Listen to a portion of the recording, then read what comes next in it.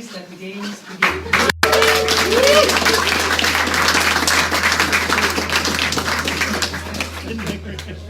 Good evening, folks. I hadn't expected this many people to be in the room, but sure. Thanks very much for coming and listening to our story. I suppose to begin with, Karen talked about the Peter McDonnell Trust. I suppose I'll give you a little bit of insight as to why we picked that as our bucket charity tonight. We spent a month living in temporary accommodation, moving from place to place around the mountains of Alaska. And we figured it being an appropriate kind of way. We understood that the challenges of getting up and having to find somewhere else to live and achieving and whatever, and it wasn't easy. So if you do put something in the book later on, that's our logic behind why we have done it. So we're here tonight to talk about, we titled it the Denali's West Butress in an Alaskan heatwave. If anyone's been following the news in Alaska this summer, and I suppose 2 weeks ago you were listening to Karen talking about and how her cycle was affected by the fires in Alaska. Alaska was on fire for a lot of the summer, but also the temperatures were quite high. Was anyone here 2 weeks ago? Anyone tune in? Yeah. Apparently, right, we were Karen's first mistake when she was Rightly so. Rightly so. But if I can take us back to that night, we were all celebrating coming home. The only person in this photo that has a beer is Karen. Oh yeah, right. So yeah, we had arranged to meet up. It was more Karen had arranged to meet up with Dave. So when we came down off the mountain, she had flown into Anchorage, and we were going to meet up, and we were just going to share a few stories for the evening. We were going to go home 3 hours after this picture was taken, and she was going to get on her bike a couple of hours later and cycle the length of the west coast of the US. Nothing one day. So that's kind of how it kind of materialised. It took a couple of pints to convince us, and it took a few plates of nachos and fish and chips and lots of things. She did work hard to get us here. We're here this evening. So what happened? In a sense, there was 6 of us. There's 3 of us here this evening. We were a team of six climbers who set out to climb the west buttress of Denali. Some people might know it as Mount McKinley. In 2015, Barack Obama gave it back its ancient Athabascan name of Denali, which means the big one or the great one. But this is where the plane left us off when we took off, or when we landed. So here on this side, this is the runway. This is where we landed. And in the background, that's Mount Logan in the background. And that was in a sense where we got landed. Now, to the left of the picture, there's more people, right? And there's a few little huts and cabins and stuff. But that was in a sense where we were left. All right. So, if anyone doesn't know about Denali or McKinley, it's part of the 7 summits of the world, so part of the 7 continental high points. It's 6,190 meters in new money, or in old money, or in American money, 20,310 feet. Its significance is it's regarded as the second most difficult of all of the high peaks in the world in that 7 summits for the basis of its latitude and its surrounding climates and things. So it's quite high up in its latitude. It's not far from the Arctic Circle. So this chart is from the Irish 7 summits, as they're a gang of lads travelling the world out of Limerick and whatever. But if we can relate to the spire in Dublin is here, and here's Karen's Dublin.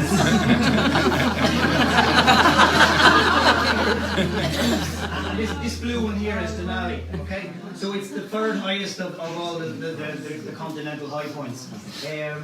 But it's quite a challenge, all right? It's in a remote wilderness, and unlike all of the other mountains around the world, you don't have a support team. Any work you need to do, you do yourself. So if you need to bring 20 days of food up a mountain, you bring 20 days of food in a sled or on your backpack and you move it around. We don't have porters, we don't have Sherpas, we don't have horses or mules or whatever. So to give you a few little bits and pieces, up here it takes 8.5 minutes to boil an egg, if you don't have powdered egg. All right. Nice. Right. The oxygen, the O2 content in the air is at 49%, and water boils at 80 degrees. Right. So there are little differences, and it is higher than Everest Base Camp. So we spent 2 years planning this outing, roughly 2 years. Myself and Simon were in college in Tralee. Dave was our lecturer, and it turned out he bandied this little idea about that maybe we should we should put a team together. This was something that myself and Dave had talked about as kids. I knew Dave as a kid in Dublin. When I say kids, we were 16, 17. But we had a great old group discussion one night over the phone or over the internet, and we decided, did we want to climb a really hard classic route, or did we want to give ourselves a good chance of success? And we figured, well, if we're travelling halfway around the world, let's pick something that is worthwhile, but also gives us a chance of getting to the top of the mountain. So in a sense, the plane left us here. Right, base camp everything is in feet, because the Americans talk in feet. They don't understand what meters are. Heartbreak Hill we'll talk about later on. It's not significant on the way up the mountain. It's only significant on the way down. And then you can see the camps along the way: Camp 1, Camp 2, Camp 3, and Camp 4. And then the summit all the way to the top. All right. So in the 2 years of planning, we were watching all sorts of things. We watched success rates, we watched weather patterns, we watched all sorts of bits and pieces. So these were the success rates for the West Butress route for the 2 years preceding our trip away. Right? So if you take about like 40%, it meant that in a team of 5, you had a chance of 2 people getting to the top if you worked it that way around.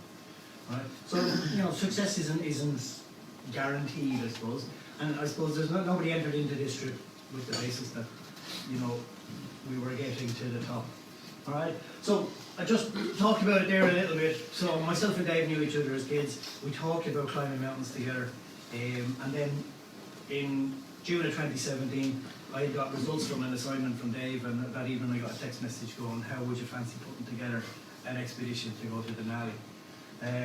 So it took 2 years to put that whole process together, and on the 5th of June, which was 2 days ago, was the 5th of November. So 5 months ago, 2 days ago, we left Dublin to head for Alaska.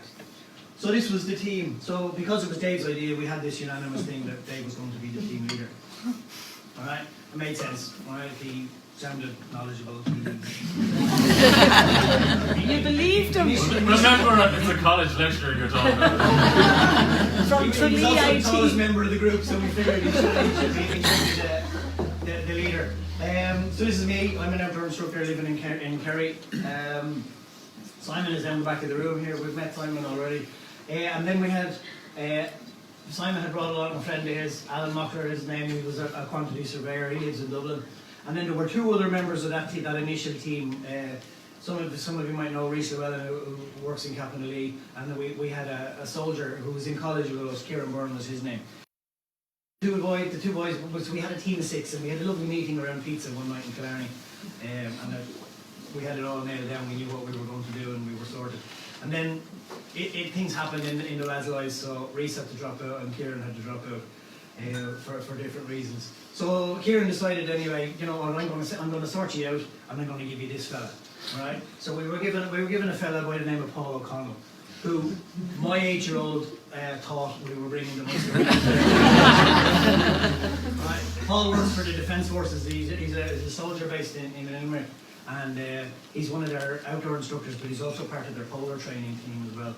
And he's a big giant of a fella, so if we ever needed something moved around, Paul was the man to do it. And then Paul brought along Frank Whelan with him as well from the Air Corps. All right, so now we had a team of 6 people again, and we were sorted. We were ready to go. So obviously to take on anything takes a bit of time.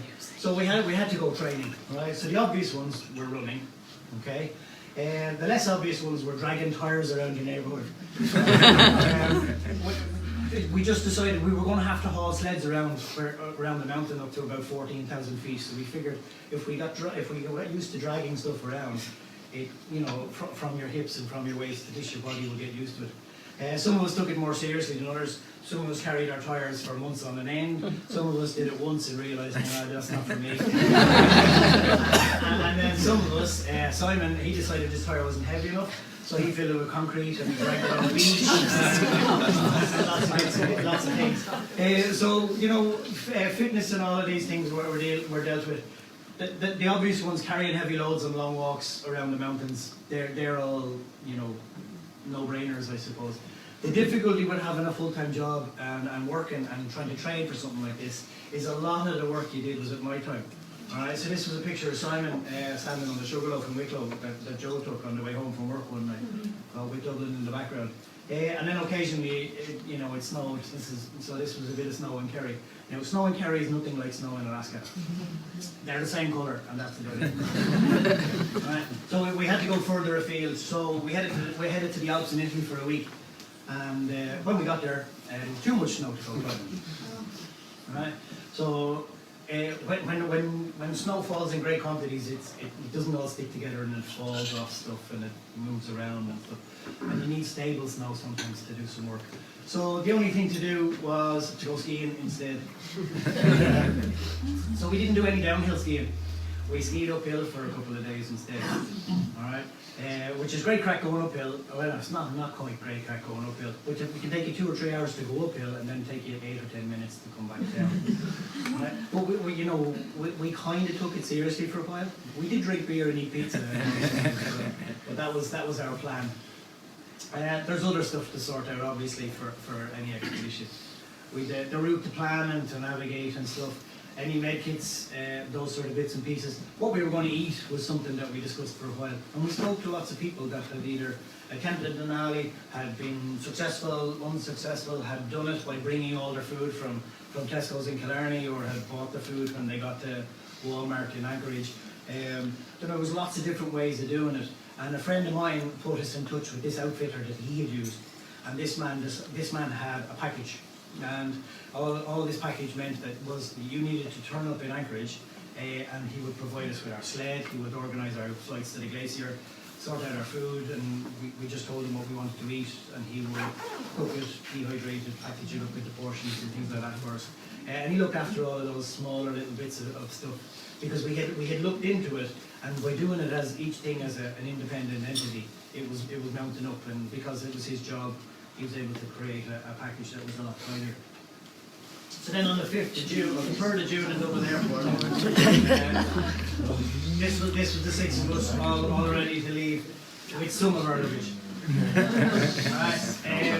This is the luggage we left Dublin with.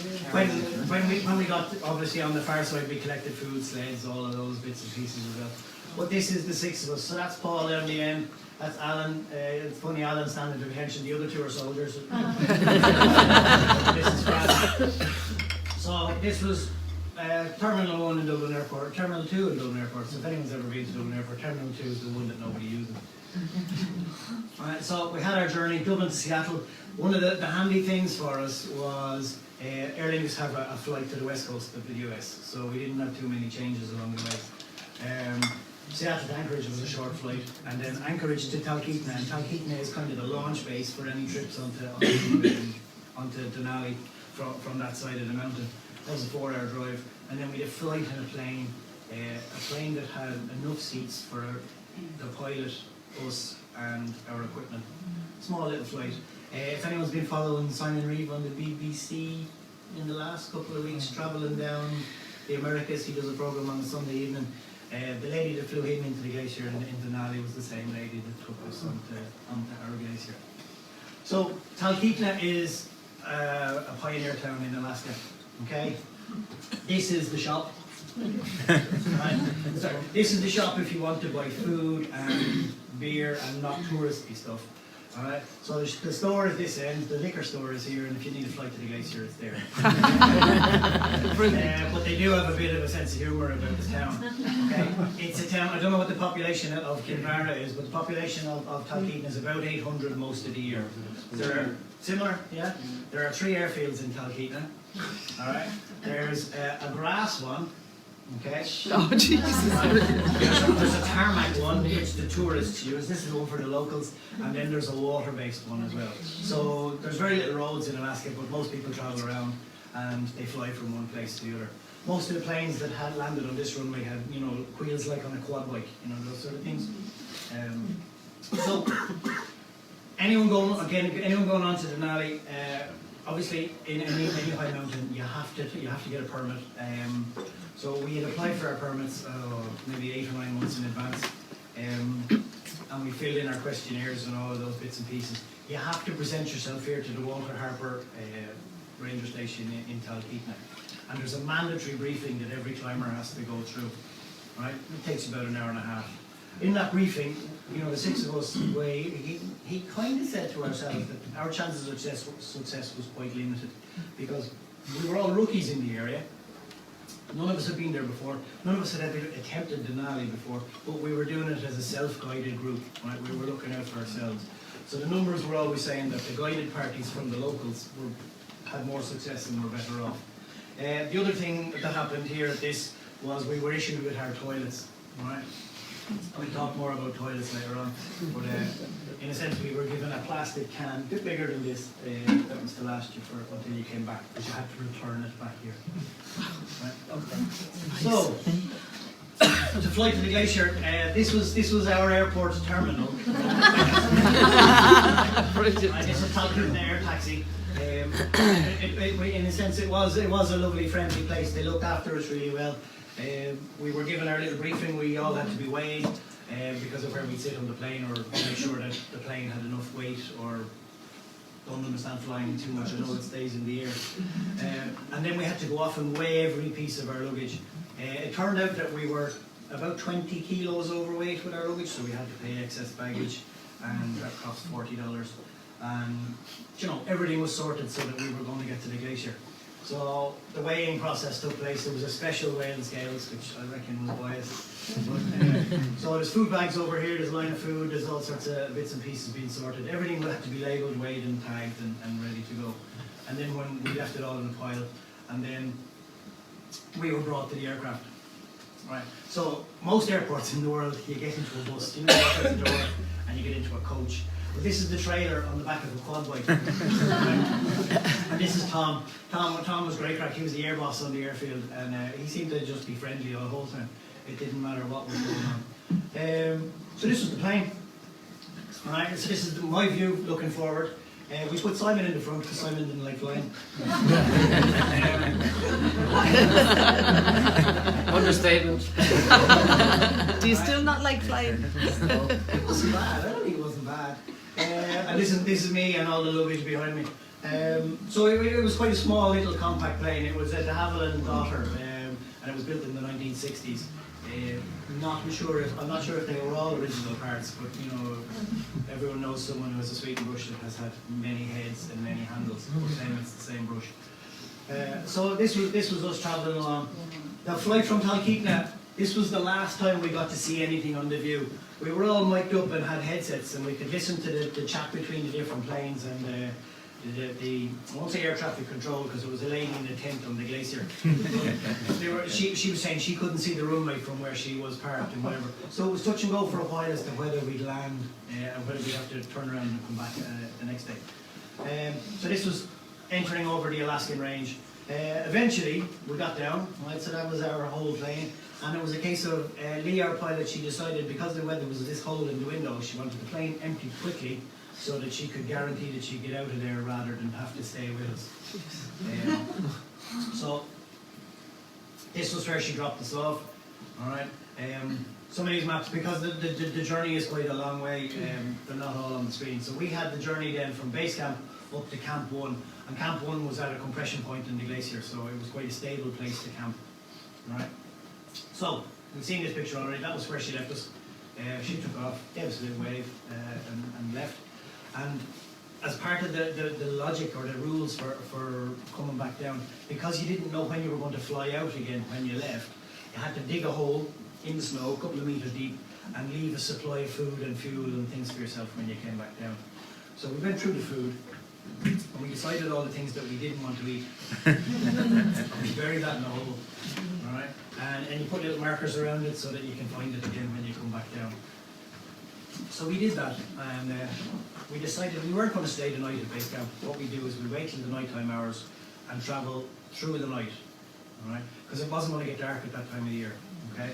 So we were going to travel through the night. And the logic behind that is the temperature is cooler at night time, so the glacier, the lower part of the glacier, is much more stable for walking up, all right? So it kicks, sorry, no, it kicks. So we had our little dining shelter, our kitchen tent. We threw that up because it started snowing. And the spar bag, I remember the spar bag on Facebook.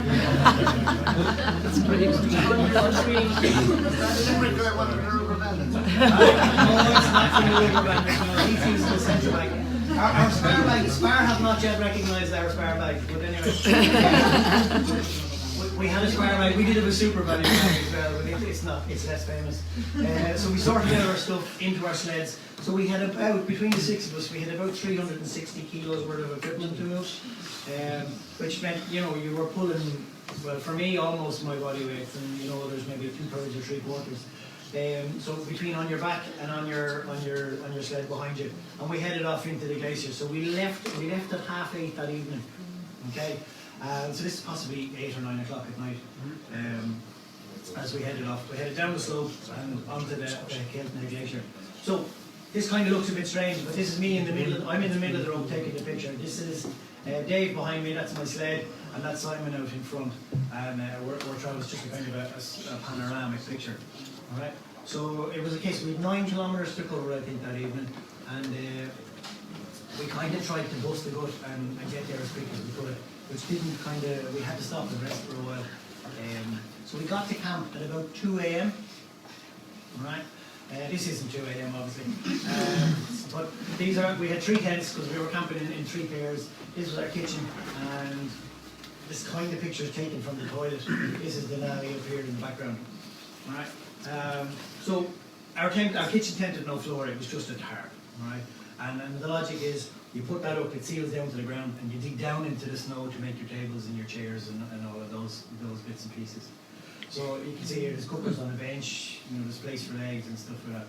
So we had arrived, and we had spent the first night, and Dave's looking a bit glum here, right? Dave had a kind of a recurrence of an injury on the way in on the first day, and that morning he told us that he had no further, you know, he was only going to put the whole trip in jeopardy if he travelled on any further. Right? So in a sense, a day and a half in, Dave's journey was over, and the mood in camp was quite down for the rest of the day, as you can imagine, because we were only getting to sorting out stuff and deciding who'd carry what and what would go. And then we had to make 2 piles because we had to bring Dave back down the mountain, but move stuff up the mountain as well. And obviously Dave couldn't go down without a tent or a cooker or food for himself, because he wouldn't have known how long he was going to be there. That was quite a tough day. I think we all struggled with the mental challenges that happened that day. So anyway, following morning arrived, and it was a case of the team were going to split, and 3 of us were going to head up the mountain. Kind of halfway between Camp 1 and Camp 2, we were going to bury some food and some fuel there, and the other 2 were going to travel down the mountain with Dave and bring him back to base camp. Right? We met up that evening again. Well, this was getting ready to go, so we were sorting stuff out to head up and head down. And it was a case of, it never really got darker than this, right? Which was kind of cool. But at certain times, I know more on the way down, but at certain times in the night you could hear stuff falling off the mountains. It was kind of an eerie sound sometimes when it was really calm. Just snow and ice and rocks falling down. When you got to a camp, because you were on a glacier, you had a thing called a snow probe. I don't know if anyone knows, in since it's big on cold. And you'd be searching down for holes in the snow, just for weaknesses. And when you had found a safe area to camp, you marked it out with flags, and that was your safe zone, so you put up your tents and you did all your travelling around. So there's the camp. The lads have gone down somewhere that way. So myself and Simon and Fran, we went up the mountain that day bringing the food cache, and Paul and Alan and Dave went back down. And when we came back together that evening, it was interesting to listen to the stories from the lads who'd been down the mountain. Anyone they had met had not summited. There was parties of people who had gone down the mountain who hadn't summited. And that kind of filtered back. We were already kind of in a low place, and now we were told that anyone that we had met going down hadn't been to the top. So we had packed up Camp 1, and we were moving Camp 1 to Camp 2, which was just up around this corner up here, at the bottom of a place called Motorcycle Hill. Right. I found this day really tough. For one, you know, the friend I had planned the trip with was gone away down, but my MP3 player seemed to be stuck on Damien Dempsey songs. And when the battery ran out, the song was playing, Lord give me the strength to go on. It was quite a challenge, but it was a really hot day.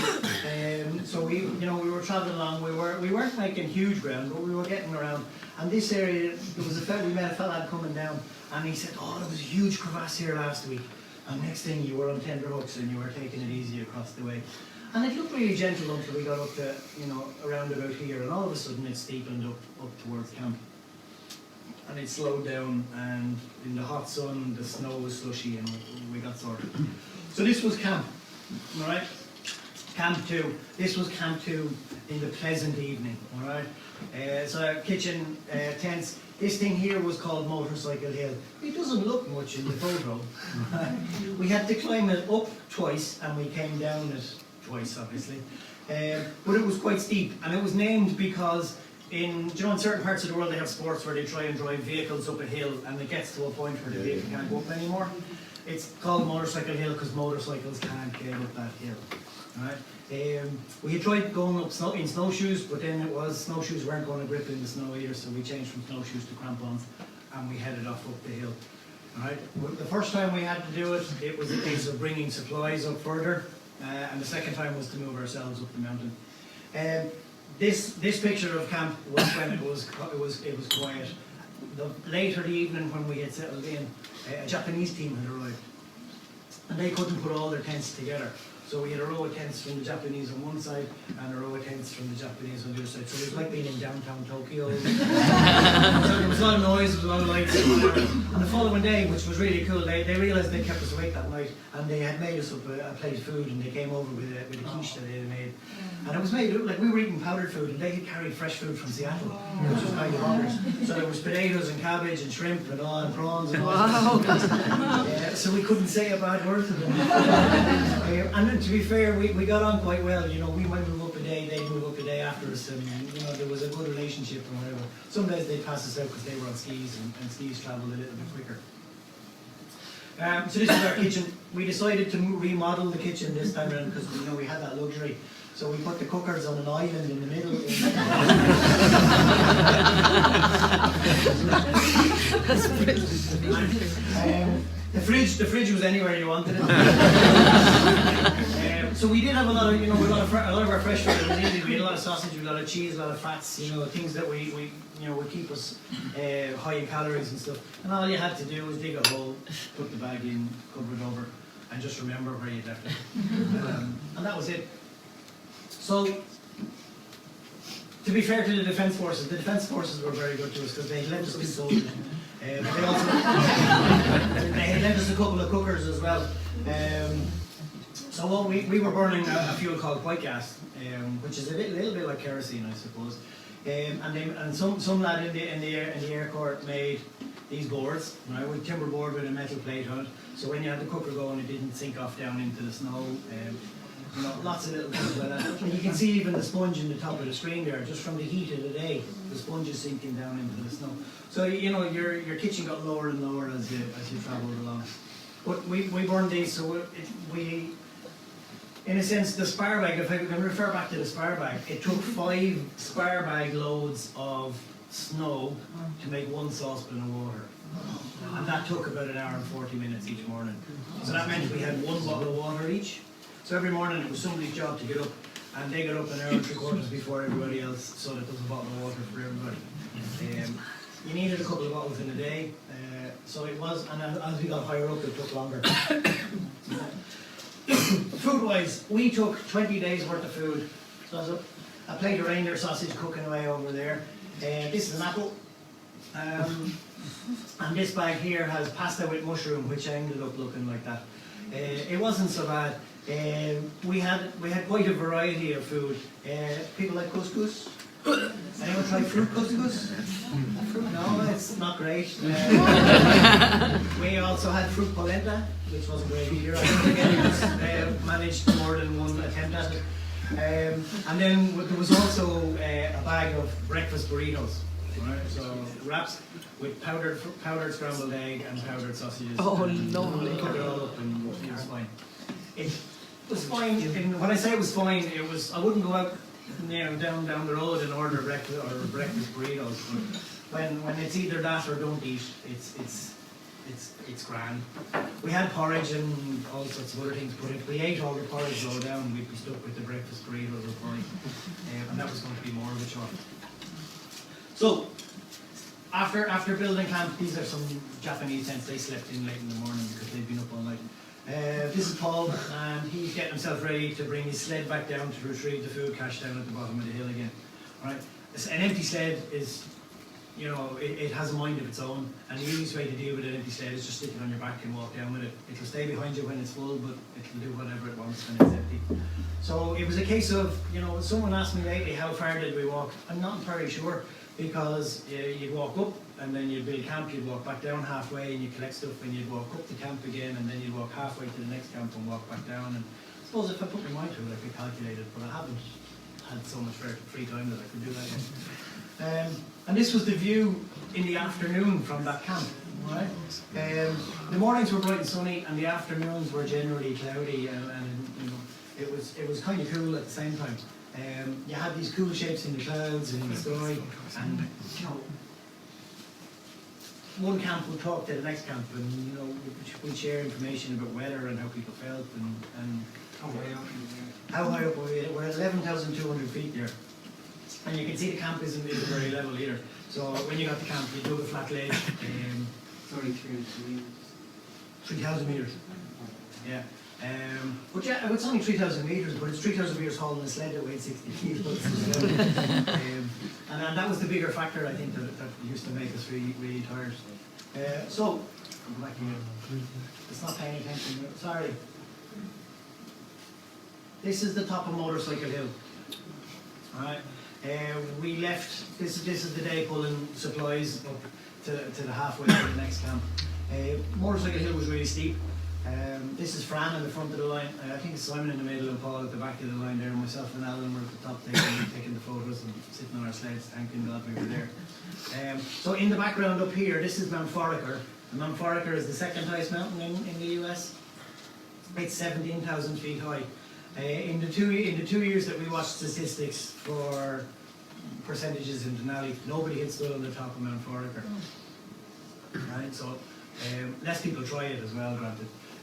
So this was us on the top of that, and then we had to travel around this. This was the notorious game changer on the mountain. There was a place called Windy Corner. If you couldn't get around Windy Corner, you weren't going to the top.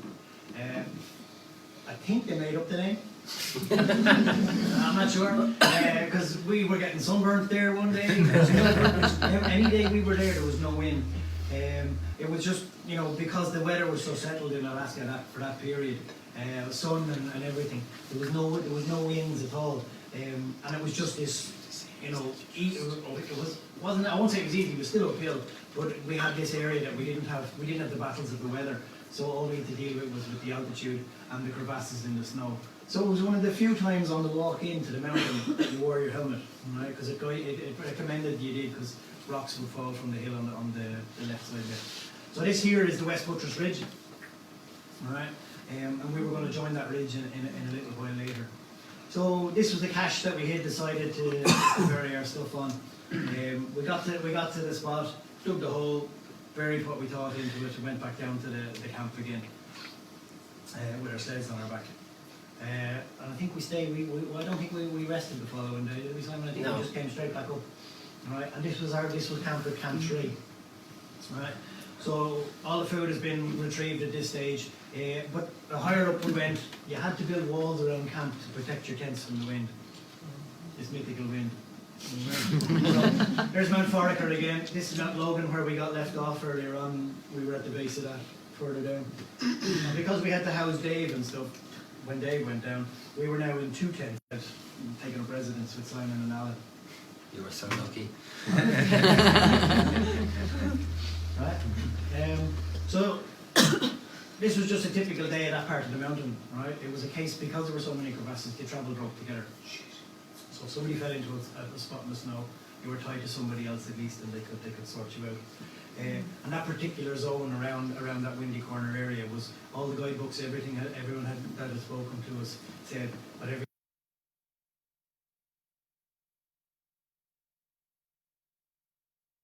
fell in theory, the rest of us would just arrest the fall, walk backwards and haul them back out. Was the logic behind it. At this camp, there was a full-time park ranger, or park rescue service. Right, we're at 14,300 feet now. and they had the weather forecast every day for you. Okay, but it was a weather forecast for the camp above, right? So it was for the weather forecast for 17,000 foot camp. And it based it on percentages of snowfall, wind. So anything more than 10 to 15 miles an hour wind was going to pose a problem at that altitude. Whether it wasn't so much the wind strength, but it was the way the wind had dragged the temperature down. All right. So you can see here on the picture, it's talking about between -5 and -15 most of the time at the temperature, and then the wind would have its effect on that. This bit here is important. CMC is required for camping at high camp. A CMC is a toilet, right? A clean mountain can. Wow. It's got a really attractive name for a really disgusting thing. But when we were encouraged, they have this keep the Denali clean program. So you're encouraged. You can urinate wherever you like, right? But any solids that come out of you need to go into the can, all right? And you're required, in a sense, you're expected to bring it all back down. If you can get a sticker. Right? You get a sticker that says, "I kept Denali clean." Yay! We didn't get a sticker. There was a specific crevasse at this camp where that if you felt so, you could deposit your bag of crap into the crevasse. Right? Now they're phasing this process out because now this thing that they started in the 70s, some of that crap is now down at the edge of the glacier and reaching the sea. So they're trying to phase it out. Simon was our designated man for bringing the bags to the crevasse, which he did with great aplomb. It was very good to see him walking off into the distance. Might I add that it's a gigantic hole? Many missed the hole. Many people missed it. Lovely. It's really difficult, obviously, to throw a bag into a hole. Alright, so here we are at Camp 3, and to get from Camp 3 to the high camp at Camp 4, which was up here at 17,300 feet, we had this head wall to climb up here, which would bring us up onto the ridge. And it looked fine from there, right? So you can just about make out trails along the way. And then up here, this is the birch rund on the mountain. And a birch rund is the last crevasse on the hill, the last piece of moving ice on the mountain. And from then on, it's all ice on the mountain that's staying where it is. All right. The difficulty was that was quite a steep slope up. There was a little break, and then you came around the corner, and there was a fixed line. Right, there's 2 fixed ropes on the mountain. So when you look at Mount Everest on the news, there's people travelling on ropes that are fixed by Sherpas that are travelling up along the way. The National Park Service and the guiding company puts these lines in. There's a rope on the right for travelling up and a rope on the left for travelling down. Alright. The problem is the rope starts above the birch rund. Alright. So you have to climb across this hole in the glacier and then attach yourself onto the line and travel your way up. Sleds got left here. So everything from here on was in a backpack. Alright. It's quite a steep slope. It's about 60 degrees. Alright. And this was us on the day travelling up when we were just bringing a food cache up onto the ridge. Alright. So we had done a few sums. We had planned out what food we were going to leave and how long we intended to stay at 17,000 feet. So we had gauged on 5 days. Alright. And so we brought a gallon of fuel, we brought a toilet, a couple of days of that food. We didn't bury all of it because if we buried all of it, it would have meant we'd have to dig up some of it on the way up. So we kept some of it down in our backpacks for just traveling to camp the second time. Right? So it's quite a steep line. So there's 2 lines here. One is the fixed line, and the orange one is the line from each of us to each other. All right. So it's anchored into the hill, and so you had a thing called a jumar, a sliding clamp, so you could slide it up, and then it had gripped the rope, and you could step up a little bit, and you had your ice axe in the other hand. And the trick was to not put all your weight into the rope, so you were actually, physically standing up. So you can see the footprints in the snow, and it made sense to use other people's footprints because they had done the work to get you up there. Right. So this was what happened. This was what you met at the top of the hill. This is me. Because Dave had gone away, the lads bestowed the honour of me carrying all the bamboo canes with our team logo on them to me. It was, it's a few extra grams, but now I was in charge of the bamboo canes. And these were what you marked when you buried stuff. So you marked the 4 corners, and you had one with a little tag, and it had your expedition name and the date that you were due to leave the mountain on it. So if you found it after that date, that cache of supplies was fair game. Right? The park rules stipulate that you emptied every cache as you came along on the way down. Right. I don't know where we're going.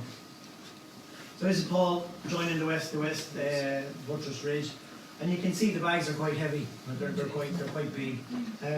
This is on the second time up in this picture, and it was just a cloudy, snowy morning that morning, which is a picture in the wrong place. But anyway, we'll deal with it. So when you were at camp, right, the sun came up, right, and you could almost hear the ice crystals melting on the tent as the sun went by, that kind of way. So on one particular day, there were huge temperature ranges. One morning it was minus 17, according to the thermometer that was in the tent, and that afternoon it was plus 35. So there's a swing of about 50 degrees there. So this is us just getting ready to leave that camp for good and head away back up. So there's what 5 days of food was, and we picked, things that we didn't have to do much cleaning up after. So these bits and pieces in the top, that was sort of cooking. You just add in hot water, it cooks in the bag, kind of. Lots of different menus. No work to it, and then you just roll up the bag afterwards, put it in the rubbish bin, and that's the washing up done. We had lots of noodles, lots of soups, lots of snacks. For some reason, our American outfitter thought we liked cheesy Doritos. Cheesy Doritos, cheesy everything. We had cheesy fish. Those little sticks we get at Christmas time, the pretzel sticks and all of them. They were all cheesy flavoured things as well. Which, wasn't bad. But this, it all had to go in a bag. There's a King Mountain can. This one has no human waste in it. It just has a gallon of fuel in it as well. But everything had to go in your bag. We were there for Father's Day. Right. And while we were there, this was kind of the rest period before we headed away. Fran found a little radio in his bag. I think he'd forgotten he brought it. So we had issues communicating with the outside world, but we could listen to downtown radio in Anchorage. Oh, jeez. Right. And the ads on American radio, I'm not sure if anyone has listened to it too much, but I think we were listening to iHeartRadio from Anchorage, and it was all the ads for what you could buy your dad for Father's Day. Right. So it was come on down and buy him the gun he's always wanted, or it's all trucks and hunting and shooting and all sorts of stuff. But it kept us entertained, it kept us engaged with the outside world. There was never any news on it. It was either ads for Father's Day or the Love Hour, I think, was the other thing that seemed, which for 5 lads sitting in a hole in the snow was a bit strange. Simon had brought an iPad with him or a Kindle, and he downloaded a table quiz. So we had a table quiz one evening as well. But he knew all the answers.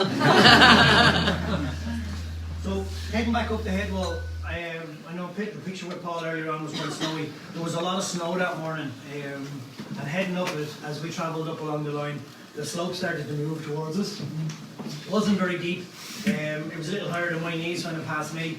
I was at the front of the line, and when I was chatting to Paul at the top of the hill, it was just under his armpits as it passed him. We were all attached to the Fitz line. It was a shallow enough avalanche, and it passed through us and whatever. Our biggest concern was the 2 French lads that had passed on the way down, in that they would have been off the ropes at that stage, and we were just a little wary about how they were. But there wasn't any noises, there wasn't anyone reported missing or anything, so it seemed to pass off all right. This was me at the top of that slope at that end of the day. We'd had a little bit of a scare really, from being in the snow and whatever, and it was just a case of we just had a little sit down, had a chat with ourselves, sorted out the heads, and got ourselves heading again. And we were then going to, from there, head up the west Butress Ridge. Okay. On the West Butress, this is a place called Washburn's Pump. Right. Bradford Washburn was the first person to climb the West Butress Ridge. And if we go back to the Walter Harper Ranger Station, Walter Harper was a man of Irish descent, and he was the first person to climb Denali in the first place. So the Irish had been there forever. So the ridge was kind of cool, right? It was only 4 kilometres from one camp to the other. It took us 9 hours. Right? Wow. It was slow enough going, and we didn't have a huge amount of height to gain. We had to go from 14,000, we had 1,000 metres to gain. So this was the picture, the last part of the climb. The camp was up here on the flat plateau as we got up, and then to travel up to the summit, we had to obviously climb that lump in the background. So this was the camp. This was Camp 4. Small little place, you know, there wasn't a lot of people. People didn't hang around up here for too long, maybe 5 or 6 days at the most. And then from there, we put our little tents in here, because instead of digging walls, you know, we used the walls that were already there and we just topped them up as need be. There is a rescue presence here. There is also this place here they call Rescue Gully, and there's a set of ropes there, so that if anyone's injured, they just stick you onto the stretcher and they just use the rope to lower you back down to the camp below where the medical team are. That was also the gully that, you know, all the skiers would show off and ski off down the hill as well. So our journey from here would take us across the thing here, along this slope to the bottom of this rock rib, and then up that slope and across what they call the autobahn. Now, in my world, an autobahn is a place that moves really quickly.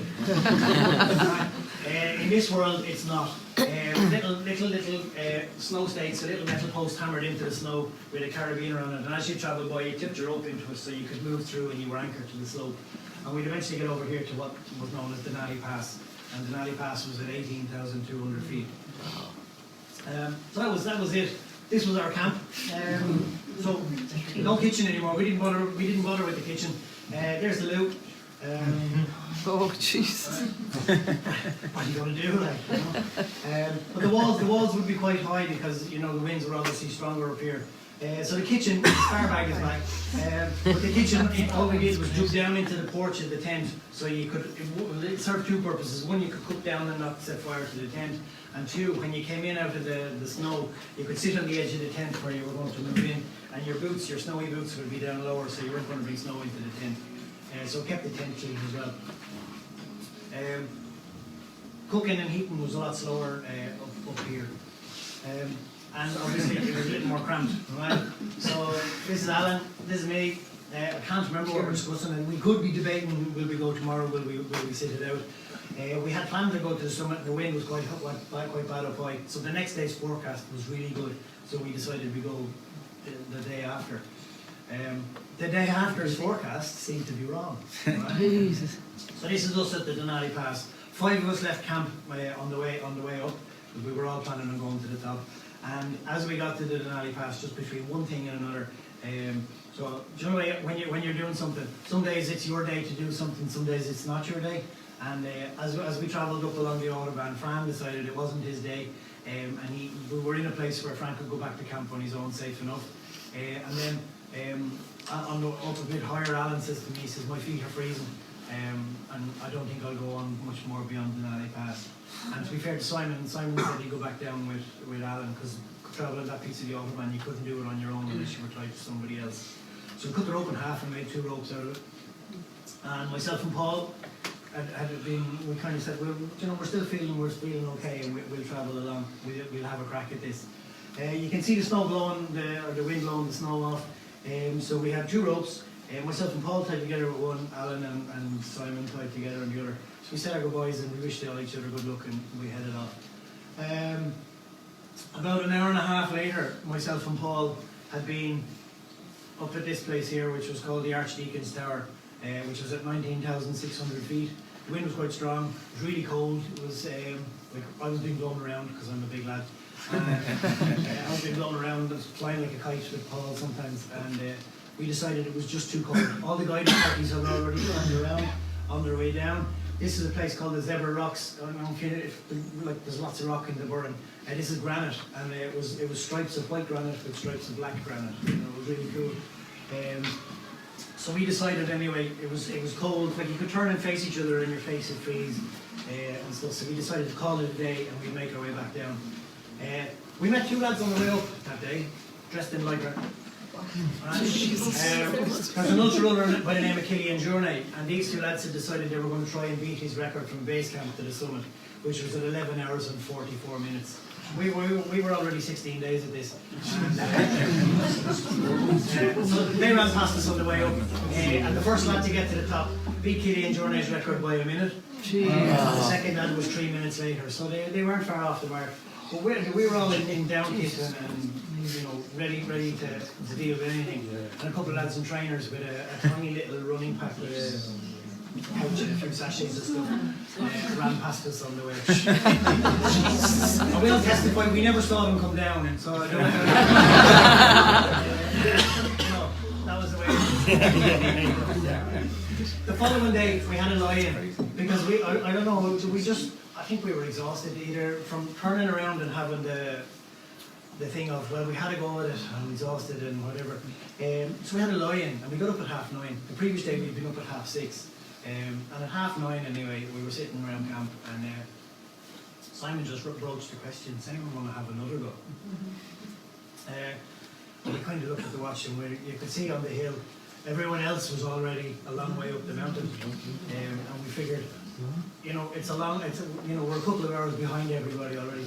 There was a little bit of discussion, some people said no, some people didn't answer. And it was just a case of, well, Paul and myself said, sure, we'll have another crack at it. So this was the three of us leaving camp that day. The lads stayed below, keeping an eye out, binoculars, chatting on the radio, keeping an ear out for any messages from us, and we headed up off. So like I said, we were a long way behind this crowd, and this is us again, almost up at Archdeacon's Tower again. You can see Simon's there having a rest. Paul's putting the jellies away again, and it was just a case. We met a Polish. Do you remember Polish when we met that day? Zombie. It looked like he was a zombie travelling the mountain, and he'd travel maybe a pace or two every minute. But he was like that. If you've ever watched Top Gear and they have those challenges, there's always that car that follows them, and nobody wants to be in. It was just like this relentless thing that kept coming, and he'd look back and he'd be miles back and he'd be having your break, and he's there, he's there. He could barely walk, he couldn't talk, he didn't know his own name, but he was still coming. So he became our nemesis, but he wasn't going to beat us today. Right. So up where these people are at the top of the picture there, just over the rise there is a place called the football field. Now, they don't play football up there. It's a flat piece of ground about the size of a football field. And just before that then there's the last hill called Pig Hill, which takes you up onto what they call Cahiltna Horn. Okay? And Cahiltna Horn is the last piece. There's 75 feet in height to climb between there and the summit. We arrived there about 6:20 in the evening to see this line of people coming towards us along the ridge. So we decided, there's no point in trying to pass anybody, because we're not going to be able to. So we just waited till they all came back, and then we decided to start walking to the summit. Right. So this is the ridge. See out front, Simon here. Paul took the photo. The top's over there, and these big overhanging pieces of ice. This one is hanging out on this side. This one here hangs out on the other side where the two of us are standing. But the trail just meandered over and back from one to the other. When we got to the top, there was a Polish team just leaving. All right, so we asked one of them just to take our picture. Right. So we took lots of pictures of each other, but then this was one of the few pictures that was all three of us were in. Great. It was 6:45 in the evening, and the great thing about it was we had the whole summit of the mountain to ourselves. There was nobody else there. All right. So it was kind of nice at the same time. It was your summit. It wasn't that you had to queue for a picture or anything like that. And then the journey down, this is how exciting the summit is, by the way. It's a US Department of the Interior, and it tells you the height it is, and it tells you it's an offence to take it away. Oh. Where is it? It's outside.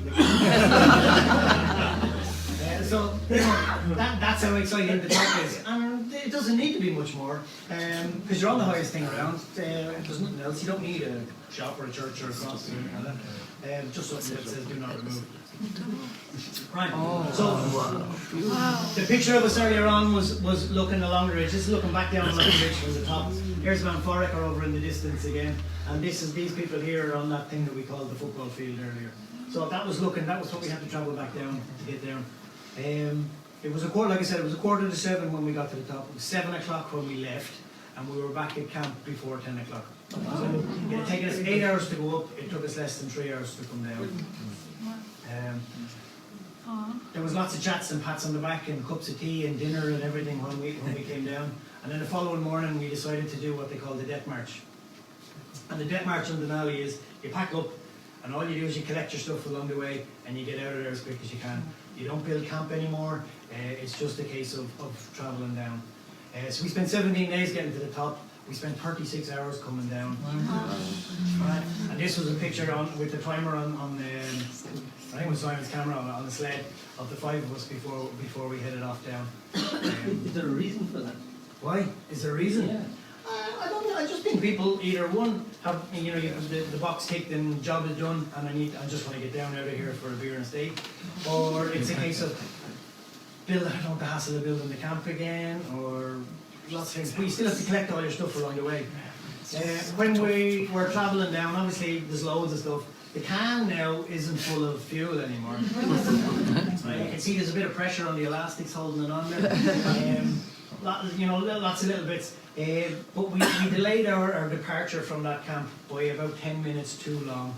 Alright? Because if we had gone 10 minutes earlier, we wouldn't have been stuck behind the team we were stuck behind. Right?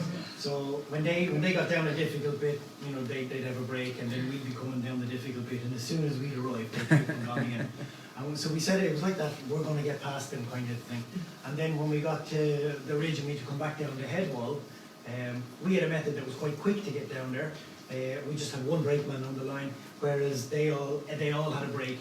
And for a piece of rope that should have taken us 20 minutes, I think we gave an hour and 3/4 on it. But it was distressing to watch, but it was funny at the same time, because they were losing rucksacks, they were losing tents, and there was stuff heading off the hill. And they'd retrieve it, and obviously, and nobody fell down the hill. But it was just it was frustrating at the time, because the team behind us were giving out to us. And I don't know if you ever heard a Japanese person give out. They don't do it often, but when they do it, it's what they do. And some of them even moved from one rope to the other and decided to sort themselves out. So you just had to lower each other down bits of the ridge and sort it out. There's that's our favourite team there. So heading down, spirits are good.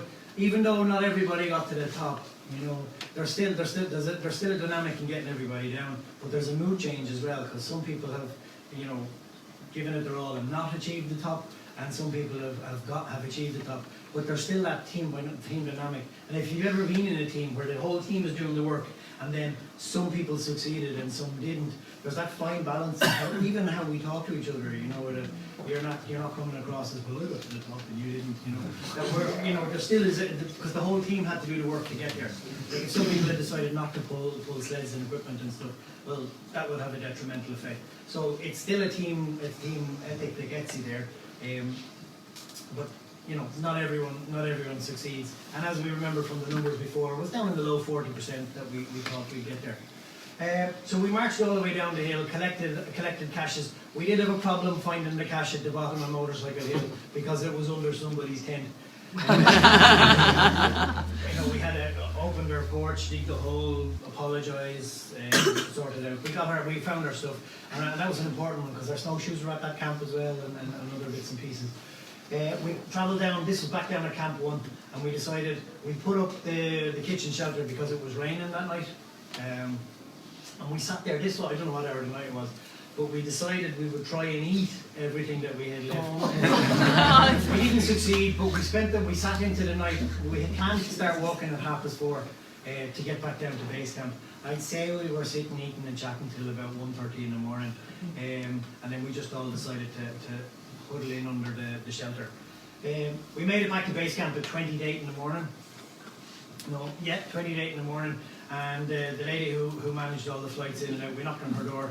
She opened for business at 8 in the morning, and we reported in, put ourselves on the queue of flights for the day, and she told us there'd be a flight at 9 o'clock to take us home. So we had an hour to wait. I don't know how many hours you had to wait there, but we had an hour. But she said anything sharp has to be in a bag, anything, so we had to reorganise our pack and whatever. So the flight home was the same sort of plane, different colour, but that was it. So our journey up the mountain, we had all these bits earlier on. So we said it took 17 days to get to the top. It took us 36 hours to get ourselves back down again. Right? And then we couldn't get that flight out back to Talkeetna now was 35 minutes. We were already thinking of scrambled egg, toast, burgers, beer, steaks, whatever it was. Pints of Karen. Pints of Karen. Danger. So we got down, we reported in to the park rangers, we signed out, we put so our names were recorded in the log. So even people who don't get to the summit, your highest altitude is recorded. So the summit rate this year was 65%, and they put a lot of that down to the weather forecast and the central period of weather. So the flight home had a lot more views. So this is lower down on the glacier, and the glacier started to break up. And the things that we noticed was we came back into green land, and when we landed into town, outside of the smells, you know, like a snowy environment is there's no smells apart from the people in the tent that you share with and your equipment, because you've been wearing the same clothes for 3 weeks. But everything had to be sorted, dried, got ready for packaging for the way home. So we laid it all out and we headed off uptown for two things: one for breakfast and two to find somewhere to stay for the night. And the people at the airline were quite helpful for us. So obviously, a beer had to be had, and then there was a van that sold breakfast for you. Delicious ones, which we walked straight past. Delicious. And there was a lady from Dunmanway in the next place who sold coffee and pancakes. Wow. Brilliant. Yeah. All right. Do you, Eileen? That's gas. No. Brenda. Brenda, that's right. That's brilliant, isn't it? Brilliant. So we had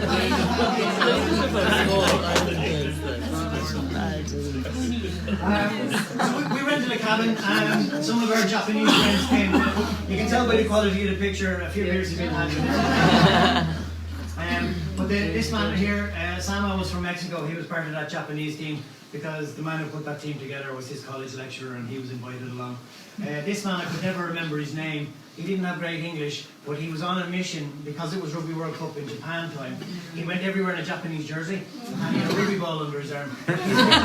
His mission was to climb the highest mountain in every country that was represented at the World Cup. So he'd been onto the top of Denali, and that was in June. So he had two left. He had Georgia and Russia left to climb. So and Kazbek and Elbrus are on the same opposite ends of the same mountain range. And he went on and he finished that challenge before the World Cup started. So we hummed and hawed around Talkeetna for a day or two, had a wash, and then we headed to Anchorage. This is Delaney Park in Anchorage, for anyone who's ever been there. And it's a big long park that travels down the centre of town. It's an old World War II runway, and can be a runway apparently within days if you know the US needs to protect itself from other bits and pieces, whoever lives across the Bering Straits, you know. So Delaney Park and Anchorage is, you know, this is a taxi in Anchorage. You know, you could get a little tour. You could fly from one part of the town to the other. You could get a bus if you wanted, but sure, you know, it's just as cool to fly in a little airplane. But it's, you know, there was lots of, we spent a little bit of time in Anchorage. I think the first thing we did was go to McDonnell's.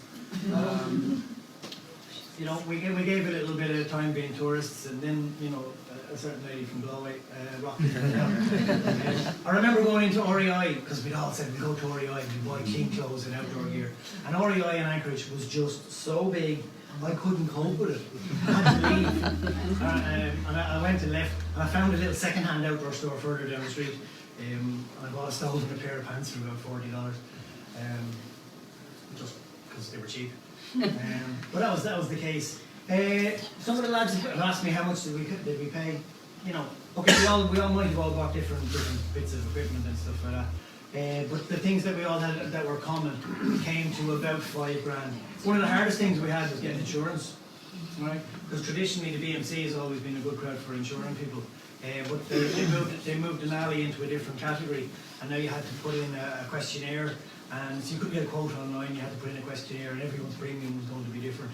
So they were kind of quoting us for about £1,000 sterling to insure it for the year. So we went routing elsewhere, and we found an insurance company for about a fifth of the price. And that was in a sense, you know, that was kind of how much it all cost. It's not cheap to travel the world, but you know, $5 grand is like $5 grand wouldn't get you near Everest, you know, because the paperwork to Everest is much more than that. Sorry, this slide's really bright. We started off as 6 lads just going to travel Denali, and lots of people got involved and supported the project along the way. So we had lots of you know, friends who had small businesses, and what we said we'd do was you know, if we could carry your brand or whatever. Just we didn't ask for anything, but people gave us, like Joe down the back there, she's Storehouse Arts, she came up with our logo and sorted all that out for us. People gave us discounts on buying equipment. There is, you know, the army there, you have to be thanked because they lent us 2 soldiers, like I said. The Haven Pharmacy and the Sunhill Medical Practice in Killorgan, just in putting together a med kit, we'd spoken to a few doctors. We had decided, you know, we'd drawn up a list of what we needed to do for meds for altitude and just any sicknesses we could pick up. My GP wrote us a prescription. He wanted 20 quid for that, and the pharmacy gave us the drugs for free. You know, lots of bits and pieces came on and helped. Some people in the room might know Kipper. He is a clothing company for men. He gave us t-shirts and woolly hats because that's his clothing. You know, lots of people helped out. I'm sure it was fine. Mountaineering Ireland, if anyone is a member of Mountaineering Ireland, there is an expedition bursary that you can avail from. There's an application process, obviously, and it doesn't go everywhere. It's not given out every year, but there is a fund there that can help expeditions travel the world. They helped us along, and Glencar Consulting just happened to be one of my neighbours who took interest in the project, and he supported us a little bit as well. I'm going to say a little bit like every little helps, as the Tesco people say. We have families, friends, all those sort of people that we need to thank as well, because even to disappear to the other side of the world for 4 weeks and not report in, because we didn't. You know, it takes commitment from families as well. You know, they sometimes don't know where you are, and unless they hear anything bad, they kind of assume everything's okay. But we had lots of things to do. A couple of weeks back, I gave this talk to just a bunch of trainees where I work, and one of the questions that came back to me afterwards was, what was my big take-home moment from the trip? So I'll give you this picture. Right? This is my son, right? He's 8 years old, Ronan. And in Glencar in Kerry, at the end of June, we have the Calvin Parish show, and there's a fancy dress thing for kids. So he decided, I came back the day before, and they all met us at the airport. So he was originally going to dress up as Sean O'Shea, a Kerry footballer. But we had a look at some photos, and then he decided, well, I was worthy enough for him to enter the fancy dress. And he hauled this toboggan around the field. She wanted to know what was this little lad sweating under this leather jacket pulling his leather out for. And one of the other judges explained. So he won the prize, and he got his picture in the paper. But it was more the take home was that, you know, we do things, and there's lots of parents in the room too. We do things that we just carry on about, and somewhere along the way it triggers something in somebody, right? And Karen mentioned it, that, you know, we might trigger something for people in the room. But even, you know, as parents, we go about our business, and, you know, our kids just see us as blah blah blah blah blah. They don't hear anything you say when you say put down that screen or turn off that tablet. But something somewhere gets into them, and we just need to keep doing what we're doing, and somewhere along the way we might inspire them. And that is all I have to say.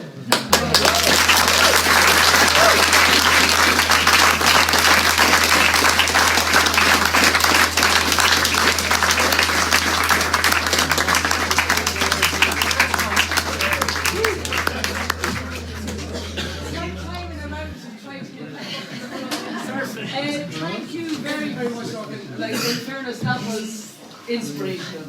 And I think we have people that have climbed Denali before without mentioning any names. We have a few other people, excuse me, in the room that have climbed Denali before. And also a few people that are nearly going to climb Denali, or maybe thinking of climbing Denali in the future.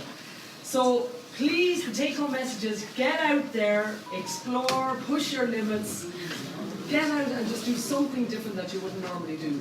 Next week we have Joe McCauley. Joe is going to talk to us about building a rowboat and basically rowing from the mouth of the Shannon Bleak down to Limerick. So that's or the source. So that's next week. The following week we have Humphrey Murphy. And he's coming down from Donegal to talk to us about paramotoring, which is an engine on your back and a wing, or a big kite above your head. And he's done ridiculous things in his life, but one of the things he's done is paramotor across Central Asia, so Uzbekistan, Kazakhstan, etc., etc. So that'll be very good. And then the final week, we also have our fourth speaker here in the room, Ian Walsh, and he's going to talk about working and training sled dogs for racing across the Arctic. You can finalise that a little bit more even when you're actually chatting to people. Please, please, please throw a few bucks in for Peter McVerry. One here and one there on the just before the door as you go out. We'll bring this out into the bar afterwards. All questions we'll have at the bar because we'll get everybody out of here and I give the lads here in Tully's a bit of business. But thank you very much to Simon, Dave and Lorcan.